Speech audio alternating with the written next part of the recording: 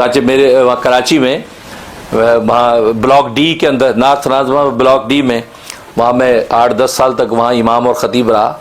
تو میں ہر سال علامہ انور شاہ کشمیری رحمۃ اللہ علیہ کے صاحبزادے مولانا سید انظر شاہ کشمیری دامت رحمۃ اللہ علیہ، وہ بھی گزر گئے، بڑے محدث سے، وہ کراچی تشریف لایا کرتے تو میں اپنی مسجد میں ان کو بیان کے لیے بلاتا تھا، اور وہ تخت تھا، تخت پہ بیٹھ کے وہ بیان کرتے تھے تو مجھے اپنے ساتھ بٹھا لیتے تھے اور وہ میرا ہاتھ پکڑ کے بیان کرتے، کبھی میرے کندھے پہ ہاتھ رکھتے، بس وہ ساتھ رکھتے مجھے، تم ساتھ بیٹھو. اب یہ ان کی روحانی توجہات منتقل ہو رہی ہیں. اور بیٹا کس کا؟ علامہ انور شاہ کشمیری کا. میرے ساتھ بیٹھ کے جب کبھی میری ران پہ یوں ہاتھ رکھتے بات کر رہے ہیں، کبھی کندھے پہ ہاتھ رکھ کے میرا ہاتھ پکڑ رہے ہیں بات کر رہے ہیں، ساتھ بٹھاتے سامنے. اب اس کے بعد جب مجمع میں لوگ سنتے کہ ہندوستان سے اتنے بڑے محدث آئے، علامہ انور شاہ کشمیری کے صاحبزادے، تو لوگ مسئلے پوچھتے ہیں. تو انہوں نے کبھی نہیں مسئلہ بتایا. لوگ مسئلہ پوچھتے جی حضرت وہ نماز میں اگر ایسا کر لے تو نماز ٹوٹ جاتی کہ نہیں ہے؟ یہ کہا کہ میاں مسئلہ نہیں، مسئلہ امام صاحب سے پوچھے، آپ کے امام صاحب جو مفتی صاحب، ان سے آپ مسئلہ پوچھیں.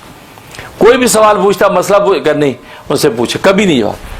تو چلتے مجھے مسجد میں ایک طرف لے گئے، فرمایا کہ کبھی کسی بھی جگہ پر جاؤ، کسی دوسرے کے مقام پر جاؤ تو لوگوں کو مسئلہ نہ بتاؤ، کہو کہ لوکل امام اور مفتی سے مسئلہ پوچھو.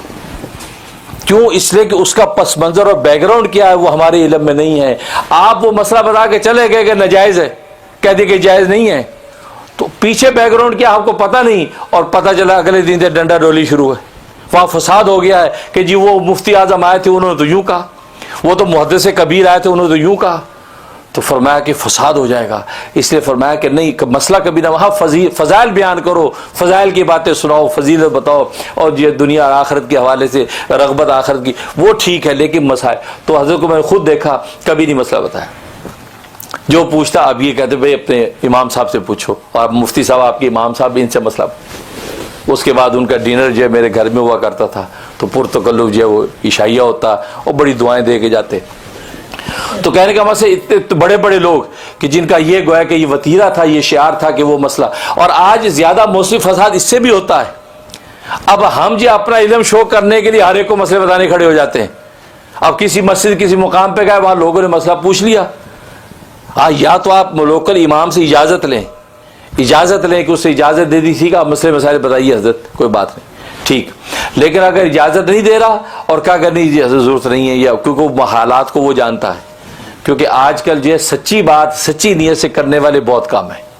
100 میں سے 10 ملیں گے، باقی 90 پہ ہم بدگمانی نہیں کرتے.